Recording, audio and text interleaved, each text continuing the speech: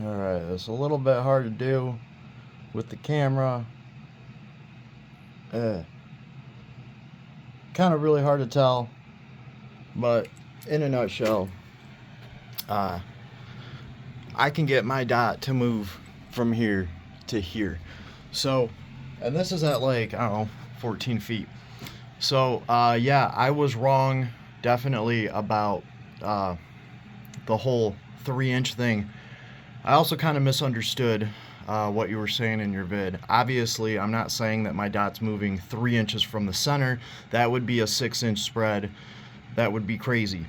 And this whole thing started off with me just playing devil's advocate and pretty much just brainstorming a few reasons why people are supersighting their irons and their red dot.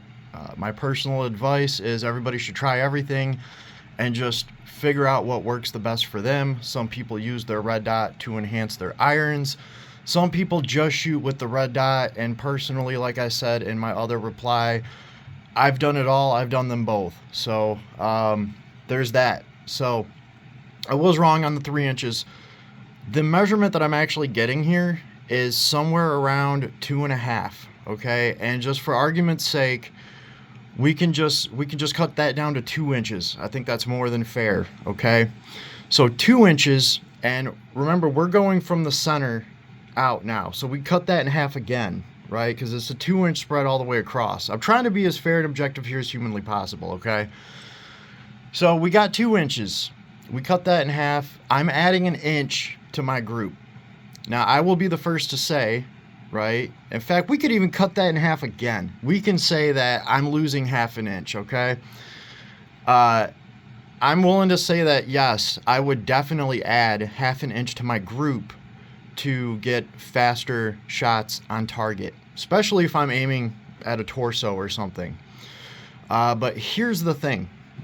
When I think about these particular situations, I remember the worst day that I've ever lived in my life. And that's the mindset that most people are going to be in when we're talking about something like this. I'm not going to bore you with the details, but pretty much the point that I'm getting at is I had to fight off a carjacker with a knife, and I almost got my throat slit, and I got stabbed in the process. I managed to fight him off and get away. I didn't have a gun on me that day, unfortunately. Heart pounding. I managed to get away.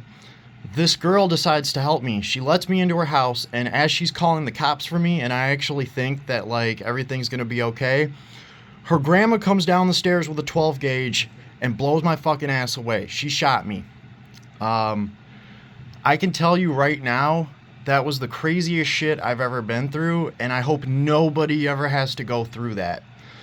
I can also tell you right now that an average person that's shooting a 2 inch group on that day, going through some shit like that, you're not shooting a 2 inch group anymore.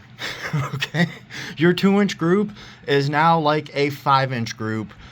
And then we add in our half an inch or inch of slop. It's going to be more like an inch and a half of slop, is all I'm saying. And there's really no way to experience this. I guess the closest thing you could do is maybe go skydiving or bungee jumping, and as soon as you land on the ground, pull your gun out and try to shoot a group and see how well you do. And like, I'm not a pussy by any means. I'm just explaining to you, we're not talking about shaky hands. Your hands aren't shaky. They're full-blown twitching, okay? And that's the scenario that most people are going to be in when they actually have to defend themselves and shoot their gun. We have plenty of videos to collaborate this. Like, there was just a video of a gas station where everybody was strapped. Everybody pulled out a gun and they all started shooting at each other and nobody could hit shit, right?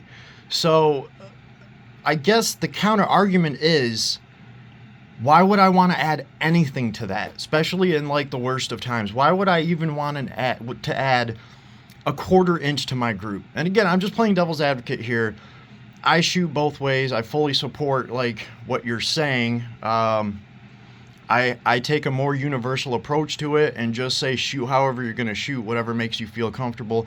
every gun is a one-off, every system is a one-off, and it's up to you to get out there and figure out what works best for you. We all have different eyes, and we're all going to react different in that situation. I'm actually a really calm person. My girlfriend will tell you that she is amazed at how calm I stay when bad shit happens. And part of that is a learned thing. Like, after I survived that day, I realized that a lot of it is your mental game. How calm can you stay while all this shit is happening around you? Because that is definitely going to affect what your group size is and how well you can shoot. And I guess some people are gonna be just fine adding half an inch to an inch to that group that day, and other people, I can tell you, are absolutely not going to be fine. So it is what it is. It's up to you to figure out which one of those people you are. And, you know, I'm just going to cut it off at that. Yes, I was wrong about the 3-inch thing. I was replying to your video. Like, I went outside, I put a laser on my gun, and I was looking at how much my dot was moving. And to be fair, like, I kind of guesstimated that it moved about 3 inches on my garage. You know, I'm 20 feet away, right? So that's where I got the 3-inch thing. Like, it was really like a ballpark off the top of my head. Now that we've got into this and I've actually measured this thing, it gives me a much better idea. And I did spend like 35 minutes looking through my optic and all of that. So that was cool. At least I got some education out of this. I'm a little bit better aware of exactly how much my red dot is moving around. But yeah, within, like, this is like 15 feet. So even at 20 feet, like, I am losing an inch. And you're right. At the range, on paper, I'll definitely take half an inch to an inch to my spread to get a faster time. Right? But in the worst of situations where your hands aren't even shaking, they're full on moving, I think all of that changes. And why wouldn't you want to take as much out of that slop as possible? I guess that's just me playing devil's advocate. So anyway, it's been a fun and insightful conversation to have with you. Oh, your comment section's hilarious. Some dude even called me a FUD. Dude, if you knew some of the rifles I build, I make FUD's blood boil. Like, I boil the blood of a FUD. Anyway, have an awesome day, Tony. Later.